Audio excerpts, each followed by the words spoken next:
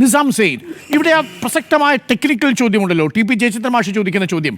നമ്മൾ ബാക്കിയെല്ലാം രാഹുൽ ഗാന്ധി ഉയർത്തിയ ആരോപണങ്ങൾ വളരെ ഗൗരവമുള്ളതാണെന്ന് സമ്മതിക്കുമ്പോൾ തന്നെ ഇത് കർണാടക സർക്കാരിലെ അല്ലെങ്കിൽ കർണാടകയിലെ തന്നെ ബാംഗ്ലൂരു സെൻട്രൽ ലോക്സഭാ കോൺസ്റ്റിറ്റ്യുവൻസിയിലെ മഹാദേവ്പുര എന്ന നിയമസഭാ മണ്ഡലത്തിൽ മാത്രം 1,00,000 വോട്ടുകൾ കൂട്ടിച്ചേർത്തത് എന്തുകൊണ്ട് അവിടുത്തെ കോൺഗ്രസ് പ്രാദേശിക നേതൃത്വം അറിയാതെ പോയി? ചോദ്യം നമ്പർ 1. ചോദ്യം നമ്പർ 2, ഇതിന് നിയുക്തരായിരിക്കുന്ന ഉദ്യോഗസ്ഥർ സർക്കാർ സർവീസിലൊക്കെ തന്നെയുള്ള ഉദ്യോഗസ്ഥരല്ലേ? ഇവരൊക്കെ ഭരിക്കുന്നത് അവിടുത്തെ കോൺഗ്രസ് അല്ലേ? എന്തുകൊണ്ട് അറിയാതെ പോയി? ഈ വോട്ടർ കാർഡ് പട്ടിക ഇവർക്കൊക്കെ കയ്യിൽ കിട്ടുന്നതല്ലേ? ആ സമയത്ത് പരാതി ഉന്നയിക്കാതെ ഇപ്പോൾ 4-6 മാസം കഴിഞ്ഞതിന് ശേഷം പരാതി ഉന്നയിക്കുന്നത് കൊണ്ട് എന്ത് പ്രധാനപ്പെട്ട ലക്ഷ്യമാണ് നിറവേറ്റാൻ പോകുന്നത്? 4ാമത്തെ ചോദ്യം, തെരഞ്ഞെടുപ്പ് കമ്മീഷന് അതിനു മുന്നിൽ സാങ്കേതികമായല്ലേ നീങ്ങാൻ കഴിയൂ? പരാതി എന്തുകൊണ്ട് ഔദ്യോഗികമായി നൽകുന്നില്ല? ചോദ്യങ്ങൾ. നിസാം സെയ്ദ്. അരുൺ, ഒന്നാമത്തെ ചോദ്യം, ഇന്ത്യൻ ജനാധിപത്യത്തിൽ സംശുദ്ധമായും സത്യസന്ധമായും തെരഞ്ഞെടുപ്പ് നടക്കുന്നു എന്ന് ഉറപ്പുവരുത്തേണ്ട ബാധ്യത ആരുടേതാണ്? രാഷ്ട്രീയ പാർട്ടികളുടേതാണോ? സത്യസന്ധമായി തെരഞ്ഞെടുപ്പ് നടക്കുന്നു എന്ന് ഉറപ്പുവരുത്തേണ്ടതും അത് ജനങ്ങളെ ബോധ്യപ്പെടുത്തേണ്ടതുമായ ബാധ്യത തെരഞ്ഞെടുപ്പ് കമ്മീഷനാണ്. നമ്മുടെ തെരഞ്ഞെടുപ്പ് കമ്മീഷൻ കാലാകാലമായി സത്യസന്ധമായി പ്രവർത്തിച്ചു വന്നിരുന്ന ഒരു ഭരണഘടനാ സ്ഥാപനമാണ്.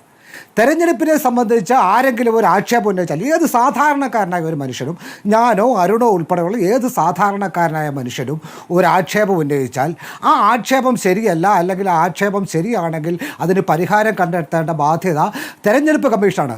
ആ ബാധ്യത രാഷ്ട്രീയ പാർട്ടികളുടെ മേൽ അടിച്ചേൽപ്പിച്ച രാഷ്ട്രീയ പാർട്ടികൾക്കാണെന്ന് പറഞ്ഞ് കൈ ഒഴിയുവാൻ തെരഞ്ഞെടുപ്പ് കമ്മീഷന് കഴിയില്ല.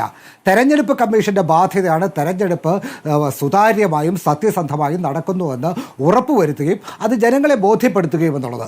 ഇപ്പോൾ തെരഞ്ഞെടുപ്പ് സംബന്ധമായി ചെറിയ ആക്ഷേപങ്ങൾ ഉന്നയിച്ചിരിക്കുന്നു. ആ വെറും ആക്ഷേപങ്ങളല്ല, തെളിവുകൾ സഹിതമുള്ള ആരോപണങ്ങൾ ഇന്ത്യയിലെ പ്രതിപക്ഷ നേതാവ് ഉന്നയിച്ചിരിക്കുന്നു. ഇന്ത്യയിലെ പ്രതിപക്ഷ നേതാവ് സാധാരണ ഒരു ചെറിയ പോസ്റ്റല്ല.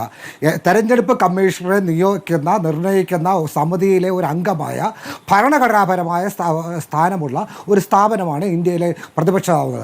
ആ ഇന്ത്യയിലെ പ്രതിപക്ഷ നേതാവ് ഒരു ആരോപണം തെളിവ് സഹിതം ഉന്നയിക്കുമ്പോൾ അതിൽ സത്യമുണ്ടോ ഇല്ലയോ എന്ന് ഉറപ്പുവരുത്തേണ്ട ബാധ്യത ആരുടെയാണ്?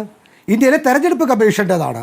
ആ തെരഞ്ഞെടുപ്പ് കമ്മീഷൻ ചോദിക്കാൻ, എന്തുകൊണ്ട് നിങ്ങൾ തെരഞ്ഞെടുപ്പ് കാലത്ത് ഇത് പറഞ്ഞില്ല എന്ന് ചോദിക്കാനുള്ള ഉത്തരവാദിത്വം, അതിനുള്ള അർഹത തെരഞ്ഞെടുപ്പ് കമ്മീഷനില്ല. തെരഞ്ഞെടുപ്പ് കമ്മീഷന് ഇത് തെറ്റാണോ ശരിയാണോ എന്ന് പരിശോധിക്കാനുള്ള ബാധ്യതയാണുള്ളത്. ആ ബാധ്യത പൂർണ്ണമായും തെരഞ്ഞെടുപ്പ് കമ്മീഷൻ അബ്ഡിക്കേറ്റ് ചെയ്യുകയാണ്. രണ്ടാമതായി, എങ്ങനെയാണ് ഈ തെരഞ്ഞെടുപ്പ് ഉദ്യോഗസ്ഥർ ഇങ്ങനെ വോട്ടുകൾ ചേർക്കുന്നതെന്നുള്ളതാണ്. എൻ്റെ പ്രിയപ്പെട്ട സുഹൃത്ത് BJP പ്രതിനിധിക്ക് അറിയാവുമെന്ന് അറിയത്തില്ല.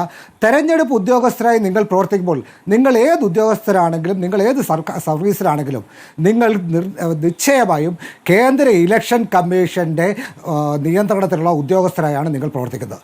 ആ പ്രവർത്തനത്തെ സംബന്ധിച്ച് എന്തെങ്കിലും ഒരു തെറ്റുണ്ടായാൽ സംസ്ഥാനത്തെ ഭരണകൂടത്തിന് അവരുടെ മേൽ നടപടിയെടുക്കുവാൻ യാതൊരു അധികാരമില്ല. കേന്ദ്ര തെരഞ്ഞെടുപ്പ് കമ്മീഷൻ ആവശ്യപ്പെട്ടെങ്കിൽ മാത്രമേ ഈ ഉദ്യോഗസ്ഥരുടെ മേൽ എന്തെങ്കിലും നടപടിയെടുക്കുവാൻ സംസ്ഥാന ഗവൺമെൻറ്, സംസ്ഥാന ഉദ്യോഗസ്ഥരാണെങ്കിൽ പോലും അധികാരമുള്ളൂ.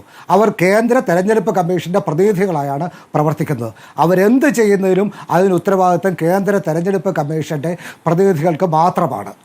പിന്നെ എന്തുകൊണ്ട് എഴുതി പരാതി സമർപ്പിക്കുന്നില്ല എന്നുള്ളതാണ്. തെരഞ്ഞെടുപ്പ് കമ്മീഷൻ മനസ്സിലാക്കേണ്ട ഒരു കാര്യം, തെരഞ്ഞെടുപ്പ് കമ്മീഷൻ്റെ തന്നെ ചട്ടങ്ങൾ അനുസരിച്ച് ഇനി സമർപ്പിക്കുന്ന ഒരു പരാതിക്ക് ഉത്തരം നൽകുവാൻ തെരഞ്ഞെടുപ്പ് കമ്മീഷന് യാതൊരു അധികാരവും ഇല്ല എന്നുള്ളതാണ്. തെരഞ്ഞെടുപ്പ് സംബന്ധമായി തെരഞ്ഞെടുപ്പ് കമ്മീഷന് സമർപ്പിക്കേണ്ട പരാതികൾ 30 ദിവസത്തിനോ 45 ദിവസത്തിനോ അകം സമർപ്പിച്ചിരിക്കണം. 30 ദിവസത്തിനോ 45 ദിവസത്തിനോ അധികം ഉള്ളിൽ സമർപ്പിക്കാത്ത ഒരു ചോദ്യത്തിനും ഉത്തരം പറയുവാൻ തെരഞ്ഞെടുപ്പ് കമ്മീഷന് അധികാരമില്ല. പക്ഷേ ഇപ്പോൾ ഇത്രയും ഗൗരവമായ ഒരു സ്ഥിതിവിശേഷം ഇവിടെ ഉയർത്തിയെടുക്കുമ്പോൾ, ഉരുത്തിരിഞ്ഞു വരുമ്പോൾ, അതിനുവേണ്ടി സുവമോട്ടോ ആയിട്ട് നടപടിയെടുക്കുവാൻ തെരഞ്ഞെടുപ്പ് കമ്മീഷന് തയ്യാറാകണം. എങ്കിൽ മാത്രമേ ഇതിനെക്കുറിച്ച് സത്യസന്ധമായ അന്വേഷണം നടത്താനുള്ള സാഹചര്യം ഉണ്ടാവുകയുള്ളൂ. അരുൺ, നമുക്കറിയാം, ജനാധിപത്യം എന്ന് പറയുന്നത് 5 വർഷത്തിൽ ഒരിക്കൽ നടക്കുന്ന തെരഞ്ഞെടുപ്പ് മാത്രമല്ല. ആ തെരഞ്ഞെടുപ്പ് അതിലെ പ്രധാനപ്പെട്ട ഒരു ഘടകമാണ്. 5 വർഷത്തിലൊരിക്കൽ തെരഞ്ഞെടുപ്പ് നടക്കുന്നു എന്നുള്ളതുകൊണ്ട് നമ്മളൊരു രാജ്യത്തെ ജനാധിപത്യം എന്ന് പറയാറില്ല. ഇറാനിൽ 5 വർഷത്തിൽ കൃത്യമായ കാലയളവിൽ തെരഞ്ഞെടുപ്പ് നടക്കാറുണ്ട്. അവിടെ പ്രസിഡന്റ് അധികാരത്തിൽ വരാറുണ്ട്, പാർലമെന്റ് അധികാരം. പക്ഷേ ഇറാനെ ആരും ജനാധിപത്യം എന്ന് വിളിക്കാറില്ല. കാര്യം അവിടെ അതൊരു തിയോക്രസി ആയിട്ടാണ് നാം കാണുന്നത്. ഇന്ത്യയിലെ ജനാധിപത്യം എന്ന് പറയുന്നത് നമ്മുടെ ഭരണഘടന അനുസരിച്ച് സ്ഥാപിതമായിട്ടുള്ള ഒട്ടേറെ സ്ഥാപനങ്ങൾ നിറഞ്ഞതാണ്. അതിൽ നിയമനിർമ്മാണ സഭകളുണ്ട്, അതിൽ ജുഡീഷ്യറി ഉണ്ട്, അതിൽ പാർലമെൻ്റ് ഉണ്ട്, അതിൽ മീഡിയ ഉണ്ട്, അതിൽ സിവിൽ സൊസൈറ്റി ഉണ്ട്, അതിൽ പൗരസമൂഹമുണ്ട്. ഇവർക്കെല്ലാം വ്യത്യസ്തമായ റോളുണ്ട്. ഈ ജനാധിപത്യ സ്ഥാപനങ്ങളെ അട്ടിമറിക്കുക, അതിൻ്റെ ഉള്ളിൽ നിന്നുകൊണ്ട് തന്നെ അവരുടെ അധികാരം ഇല്ലാതാക്കുക, അവയെ BJPയുടെ ഒരു സഖ്യകക്ഷിയാക്കി മാറ്റുക എന്നൊരു പ്രവർത്തനമാണ് കഴിഞ്ഞ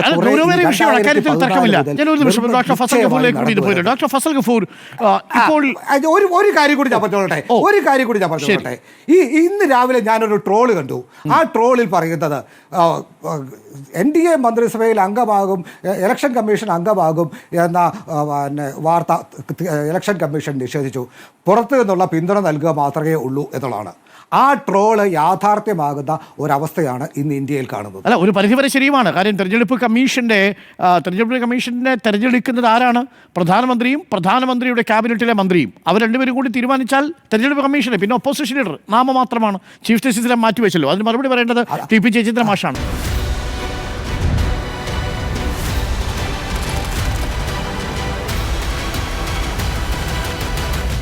Debate with Dr. Arun Kumar.